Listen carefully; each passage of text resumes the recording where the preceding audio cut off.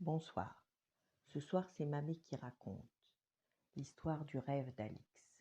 Par une belle journée d'été, maman a envoyé Alix au jardin avec sa cousine, parce qu'elle doit préparer une surprise et qu'elle ne veut pas qu'Alix soit dans ses pattes. Alors Alix est assise sous un arbre et elle écoute distraitement sa cousine lui raconter des histoires. Mais elle commence à s'ennuyer. L'heure du goûter n'arrivera-t-elle donc jamais? L'odeur des petits pains sortant du four chatouillait ses narines et son estomac gargouillait. Je me demande quel effet cela fait d'être aussi petite, se dit-elle en suivant des yeux une petite chenille occupée à grimper sur un brin d'herbe. En un instant, Alix devient toute petite et le jardin se met à grandir, tant et si bien que les herbes au-dessus de sa tête paraissaient aussi hautes que les arbres. La chenille, qui avait maintenant la taille d'Alix, agita ses antennes dans sa direction et poursuivit son ascension. « Oh là là !» s'écria Alix épouvantée. « Je dois rentrer tout de suite à la maison, sinon je serai en retard pour le goûter. » Elle se fraya un chemin à travers la forêt d'herbes pour atteindre l'allée. Hélas, cette allée qui montait autrefois en pente douce était désormais des allures de montagne. On ne voyait même plus la maison. J'arriverai jamais à temps pour... Hop! Alix se sentit soudain soulevée.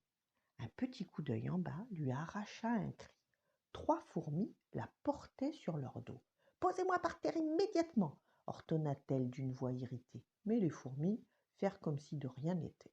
Se retournant brusquement, Alix parvint à basculer sur le sol. Sans paraître réaliser que leur fardeau avait disparu, les fourmis continuèrent leur chemin.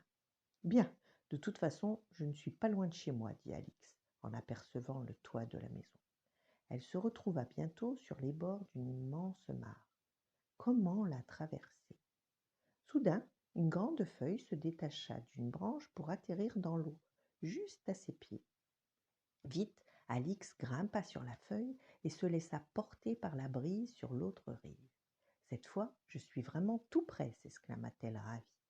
Mais voilà qu'un merle énorme piqua vers la mare et attrapa Alix par la manche de sa robe. Elle la souleva dans les airs. « Oh, la barbe !» grogna-t-elle. « Je serai jamais à la maison pour le goûter. »« Réveille-toi, Alix, tu as assez dormi. » Avec un soupir d'agacement, sa cousine se lève en disant « Parce que maintenant, c'est l'heure du goûter. » Elles rentrèrent en courant à la maison, et là, tous ses amis étaient là, maman avec un gros gâteau. « Joyeux anniversaire, Alix !» Voilà. Bonne nuit, faites de beaux rêves, et à demain.